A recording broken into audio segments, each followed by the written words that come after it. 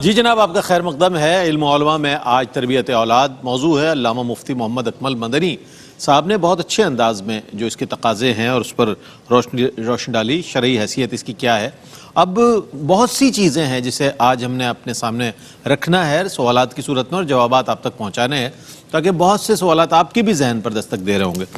علامہ لیاقت حسین اظہری صاحب موجود ہیں۔ علامہ صاحب یہ فرمائیے گا کہ اولاد کی تربیت کس نہج پر کی جائے اور وہ کون سے بنیادی اصول ہیں جنہیں پیش نظر رکھا جائے دوران تربیت کے اچھی تربیت ہو جائے؟ جی رئیس بھائی، آپ نے صحیح فرمایا کہ قبلہ مفتی صاحب نے بہت خوبصورت بنیاد رکھی ہے اور بہت خوبصورت سٹرکچر اس موضوع کا دیا ہے۔ دیکھیں، جو نہج ہے تربیت کی اور جو اس کا منہاج ہے وہ تو قرآن مجید فرقان حمید کے اندر اب تبارک و تعالیٰ نے فرمایا۔ میں تھوڑی سی یہ بات کروں گا کہ دیکھیں، اولاد جو ہے وہ اللہ تبارک و تعالیٰ کی نعمتوں میں سے ایک بہت بڑی نعمت ہے۔ قرآن نے کہا المال والبنون زینت الحیات الدنیا، یہ دنیا کی زینت ہے۔ اور انبیاء کرام نے اللہ کی بارگاہ میں جو التجائیں کی ہیں ان التجاؤں میں سے ایک یہ بھی ہے، جیسے حضرت زکریا علیہ السلام نے رب ہب لی من لدنک ذریۃ طیبۃ، محراب مریم پہ کھڑے ہو کر دعا کی اللہ کی بارگاہ کے اندر۔ ابراہیم علیہ السلام اللہ کے خلیل ہیں لیکن عرض کر رہے ہیں رب ہب لی من الصالحین فبشرناہ بغلام علیم، اللہ کی بارگاہ میں التجائیں کر رہے ہیں۔ اور وعباد الرحمن الذین یمشون علی الارض ہونا، آگے عباد الرحمن کیا کہتے ہیں؟ ربنا ھب لنا من ازواجنا وذریاتنا قرۃ اعین، خدایا ہماری اولاد کو ہماری آنکھوں کی ٹھنڈک بنا دینا۔ سبحان اللہ۔ واصلح لی فی ذریتی انی تبت الیک وانی من المسلمین، یعنی یہ اتنی بڑی اللہ تبارک و تعالیٰ کی نعمت ہے کہ یہ دنیا، مال، سارے ایسٹس جو ہے سب ایک طرف، اولاد سب سے بڑی رب تبارک و تعالیٰ کی نعمت ہے۔ بالکل۔ اور لیکن فرمایا کہ اس اولاد کی تربیت کیسے کی جائے۔ حضرت حکیم لقمان نے، سورہ لقمان پوری موجود ہے، اپنے بیٹے کی تربیت کی۔ جیسے مصطفیٰ فرما رہے تھے نا کہ عقائد و نظریات سے شروع کیا جائے، انہوں نے سب سے پہلے یہی فرمایا کہ اے میرے بیٹے، سب سے پہلے یہ بات یاد رکھ لینا کہ اللہ کے ساتھ کسی کو شریک نہ ٹھہرانا، ان الشرک لظلم عظیم۔ اس کے بعد میرے بیٹے یہ یاد رکھ لینا کہ رب تبارک و تعالیٰ ہر چیز پر قدرت کاملہ رکھتا ہے۔ بے شک۔ بچے کی تربیت کر رہے ہیں اور قرآن مجید کے اندر بار بار لفظ یا بنیا، اے میرے بیٹے، اس کے اندر بھی بڑی محبت ہے۔ امام غزالی رحمۃ اللہ تعالی نے کتاب لکھی ایھا الولد، اس کے اندر بھی نصیحتوں کے اندر یہی محبت کا انداز اپنایا۔ یا بنیا یا بنیا یا بنیا انہا ان تک مثقال حبۃ من خردل فتکن فی صخرۃ او فی السماوات او فی الارض یأتی بہا اللہ، اے میرے بیٹے، اللہ تبارک و تعالیٰ پر تمہارا ایمان کیسا ہونا چاہیے کہ کوئی ذرہ برابر چیز بھی کہیں پہاڑوں کے اندر چلی جائے، آسمانوں میں چلے جائے، سب سے پہلے یہ عقیدہ رکھنا کہ میرا مالک و مولا اس کو نکال کے لے آئے۔ سبحان اللہ۔ یا بنی اقم الصلاۃ یا بنی وامر بالمعروف، اے میرے بیٹے نماز قائم کرنا، امر بالمعروف کرنا، نیکی کی دعوت کو کبھی نہ چھوڑنا۔ پھر اخلاقیات کی کیا تربیت؟ آپ نے کہا کہ نہج کیا ہونا چاہیے؟ عقیدے کے اعتبار سے، اللہ کی ذات پر قدرت کے اعتبار سے، نماز کی پابندی۔ پھر اخلاقیات کے اندر فرمایا اے میرے بیٹے وَلَا تُصَعِّرْ خَدَّكَ لِلنَّاسِ وَلَا تَمْشِ فِي الْأَرْضِ مَرَحًا، اے میرے بیٹے لوگوں سے منہ نہ پھیرنا، تکبر اپنے اندر پیدا نہ کرنا۔ ان اللہ لا يحب كل مختال فخور، اللہ تبارک و تعالیٰ فخر کرنے والوں کو، نافرمانوں کو ناپسند کرتا ہے۔ اور اے میرے بیٹے، تیری زندگی کے اندر ایک اعتدال ہونا چاہیے، میانہ روی ہونا چاہیے، بیلنس ہونی چاہیے تمہاری لائف۔ وَقْصِدْ فِي مَشْيِكَ وَغْضُضْ مِنْ صَوْتِكَ، فرمایا تمہاری آواز کے اندر بھی، تمہارے چلن کے اندر بھی، ہر چیز کے اندر ایک اعتدال ہونا چاہیے۔ تو عقیدے سے لے کر، عمل سے لے کر، اخلاقیات تک، یہ نہج ہے اولاد کی تربیت کرنے۔ کیا کہنے، کیا علامہ حافظ اویس صاحب آپ سے یہ پوچھنا چاہیں گے کہ اولاد کی تربیت کے تناظر میں اگر ہم دیکھیں تو نبی کریم علیہ السلام کی سیرت طیبہ سے جو ہمیں پیغامات ملتے ہیں، جو رہنمائی ملتی ہے، میں چاہوں اس پر کچھ روشنی ڈالیے۔ بسم اللہ الرحمن الرحیم۔ یقیناً آپ صلی اللہ علیہ وسلم اس کائنات کے سب سے بڑے مربی ہیں، بے شک بے شک، اور اللہ نے بنیادی طور پہ آپ کو دنیا کے پاس تربیت کے لیے ہی بھیجا تھا۔ بے شک۔ آپ کی جو مکی زندگی ہے اس میں اگر آپ دیکھیں گے تو آپ نے کیا بچے ہوں، کیا بڑے ہوں، کیا مرد ہوں، خواتین ہوں، سب کی تربیت فرمائی، اور اس تربیت کا جو نتیجہ ہے وہ مدنی زندگی کے اندر، اس تربیت کا جو نتیجہ ہے وہ اخروی زندگی کے اندر، جو آپ صلی اللہ علیہ وسلم کی 55 سے 63 سال کی زندگی ہے، اس میں نمایاں طور پہ ہمیں نظر آتا ہے۔ بڑوں کی تربیت کے ساتھ ساتھ آپ نے بچوں کی تربیت پہ خاص فوکس کیا۔ آپ صلی اللہ علیہ وسلم کے اپنے نواسے ہوں، آپ کی جو اپنی صاحبزادی ہیں سیدہ فاطمۃ الزہرا رضی اللہ تعالی عنہا، یہ حضور کی تربیت ہے کہ وہ کائنات کی سب سے باحیا خاتون کے طور پہ زمانے میں مشہور ہیں، اور آپ ہی کی تربیت تھی کہ سیدہ کائنات نے آگے حسن و حسین جیسے لوگ امت کو عطا کیے کیا ہیں۔ بات، سبحان اللہ۔ یہ تربیت مصطفیٰ صلی اللہ علیہ وسلم ہے۔ آپ چھوٹے چھوٹے بچوں کو دیکھتے تو ان کے لیے اصول بھی وضع فرماتے، ان کو بڑے غور سے دیکھتے آپ۔ حضرت عمر بن سلمہ رضی اللہ تعالیٰ عنہ کہتے ہیں کہ حضور علیہ السلام کے ساتھ میں بیٹھا تھا اور میں بہت عرصہ زیر کفالت رہا حضور کی تربیت میں رہا، تو میں پلیٹ میں دائیں بائیں اپنا ہاتھ لے جا رہا تھا، تو آپ صلی اللہ علیہ وسلم نے مجھے چند اصول بتائے۔ آپ نے فرمایا کہ بسم اللہ پڑھ کے کھانا شروع کیا کرو، اپنے سامنے سے کھایا کرو، اور جو ہے وہ آپ صلی اللہ علیہ وسلم کی اس تربیت، کہتے ہیں جو حضور نے مجھے کہا پھر میں اس کو کبھی بھولا نہیں ہوں۔ واہ واہ۔ تو یہ آپ صلی حضرت امام حسن رضی اللہ تعالیٰ عنہ جو ایک دفعہ آپ نے کھجور اٹھا کے کھا لی، آپ صلی اللہ علیہ وسلم نے انہیں کہا کہ اسے تھوک دو، اور پھر آپ نے یہ تربیت کی کہ یہ ہمارے لیے جائز نہیں ہے، تو وہ لقمہ حلال جو ہے وہ منہ میں جانا چاہیے، لقمہ حرام منہ میں نہیں جانا چاہیے۔ یہ تربیت مصطفیٰ صلی اللہ علیہ وسلم تھی۔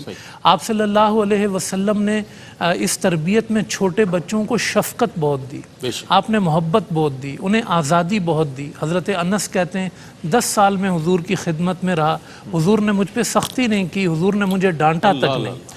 تو آپ صلی اللہ علیہ وسلم بچوں کو دیکھ کر ان کی صلاحیتوں کو سامنے، حضرت ابو محذورہ کو دیکھا، آواز بہت اچھی تھی، حالانکہ وہ اذان کا پہلے مذاق اڑا رہے تھے، ان کو شفقت دے کے بلایا اور پھر اپنا مؤذن بنا دیا۔ ایک بچے کو دیکھتے بطور تھے، مؤذن ان کا نام حضرت معذور، آج بھی ان کا نام ہے۔ چھوٹے چھوٹے بچوں کو حضور دیکھتے کہ اس کے اندر کیا صلاحیت موجود ہے، آپ اس کو بڑی توجہ دیتے، بڑی محبت دیتے، اور بچے بھی حضور سے اتنی محبت کرتے تھے۔ دیکھیں نا، ہمارے ہاں 3 سال کے بچے کے اوپر 5 کلو کا بستہ ہوتا ہے، حضور علیہ السلام کہہ رہے ہیں کہ 7 سال کی عمر میں پہنچ کے بچے کو نماز سکھاؤ، یعنی جو تعلیم کے آغاز کا وقت ہے وہ آپ نے 7 سال فرمایا۔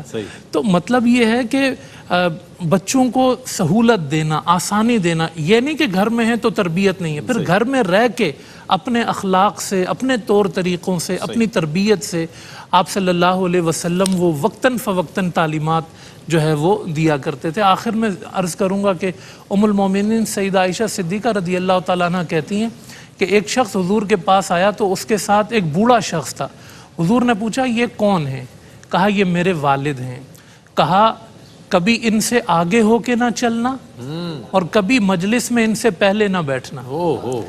تو اپنے جو بڑے ہیں نا ان کا ادب و احترام، یعنی کوئی موقع ایسا نہیں تھا حضور کی مجلس کا جس میں آپ بچوں کو، بڑوں کو کچھ سکھاتے نہ ہوں۔ تو یہ محبت اور شفقت ہونی چاہیے ہمیں بھی، صرف اپنے بچے نہیں، جو بھی بچے انسان کے ساتھ ہوں ان کے ساتھ محبت و شفقت کے ساتھ انہیں کچھ تعلیم دے دینی چاہیے تاکہ وہ ان کے مستقبل کے لیے روشنی بن سکے۔ بہت اچھا قبلہ مفتی محمد اکمل مدنی صاحب تشریف فرمائے۔ مفتی صاحب، اکثر دیکھا یہ گیا ہے کہ والدین جو ہیں اپنے بچوں کی تربیت کے معاملے میں جو ہے وہ ناکام ہو جاتے ہیں، اور ناکام ہونے کے بعد بہت عرصے بعد انہیں یہ معلوم ہوتا ہے کہ جناب ہماری تربیت نہیں کر سکے ہم صحیح طور پر۔ اس کے اسباب کیا ہیں؟ اگر آج ان اسباب کو سامنے رکھا جائے تو نہ جانے کتنے ہی اس وقت والدین دیکھ رہے ہوں گے، ان کی رہنمائی ہو جائے گی، اور انشاءاللہ ان کی زندگی میں اگر یہ معاملات میں آپ کی نصیحتیں اور آپ کے جواب سے بہت سارے رہنما اصول آ جائیں گے تو ان کی زندگی میں بہت آسانیاں پیدا ہو جائیں گی۔ انشاءاللہ آپ کا اللہ تعالیٰ حسن ظن کی لاج رکھے۔ مسئلہ یہ ہوتا ہے کہ تربیت 2 حصوں میں ہم تقسیم کر سکتے ہیں، ایک دنیاوی امور میں تربیت اور ایک دینی امور میں تربیت۔ ٹھیک۔ عمومی طور پہ ناکامی دینی امور میں تو نظر آتی ہے، دنیاوی امور میں تو فل مطلب بچوں کو چارج کر دیا جاتا ہے، بلکہ شروع سے ہی برین واشنگ کی جاتی ہے اور اچھی طرح ذہن بنایا جاتا ہے۔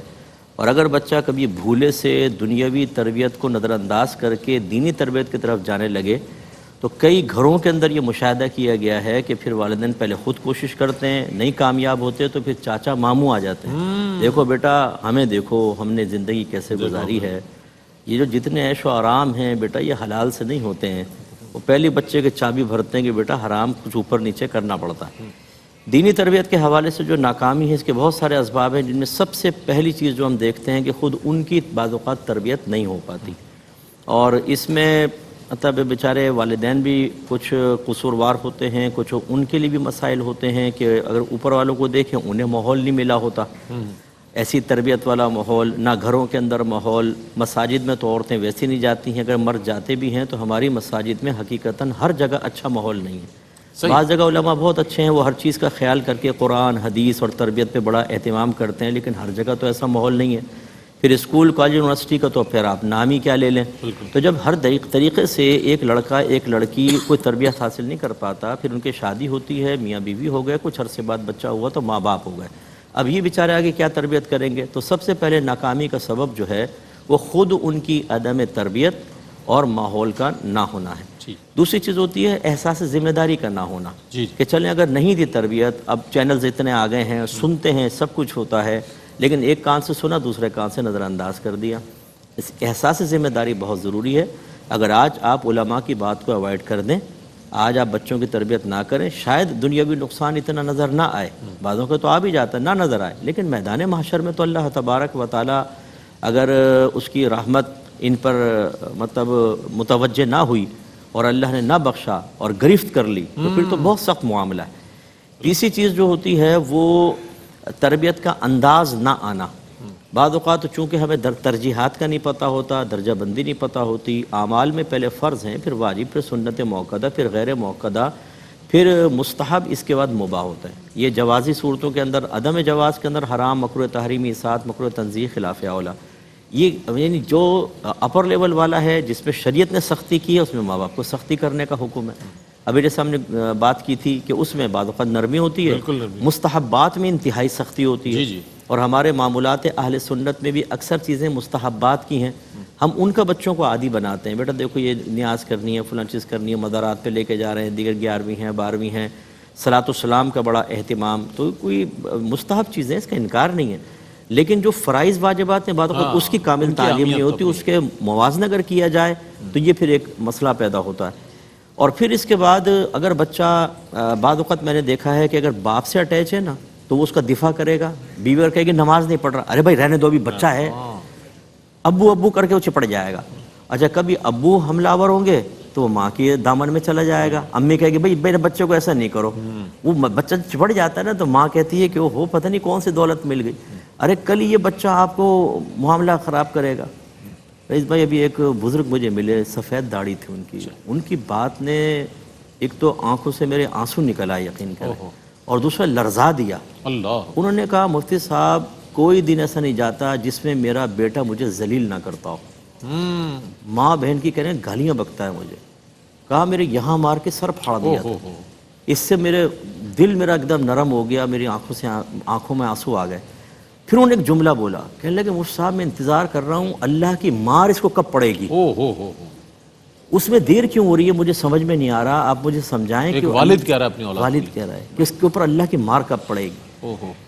تو اب بہرحال میں تو ان کو نہیں کوریدا، میں نے وہ بیچارے پہلے غم میں تھے، لیکن کیا اولاد کو اس اسٹیج تک پہنچانے میں کچھ ماں باپ کا قصور بھی ہے کہ نہیں، انہیں توجہ کرنی چاہیے۔ میں تمام ماں باپ سے عرض کرتا ہوں کہ آپ علماء سے رجوع کریں جو اچھے کام کرنے والے ہیں، اور ان سے پوچھیں کہ ہمیں بچے کو 1 سے لے کر 3 سال تک کیا تربیت دینی ہے، 3 سے 7 سال تک کون سی دینی ہے، 7 سے بلوغت تک، اور بلوغت کے بعد تربیت کا کیا انداز ہونا چاہیے، کیا چیز ہم پہ لازم ہے، کس چیز کی عدم تربیت کی بنا پہ نقصان ہوگا۔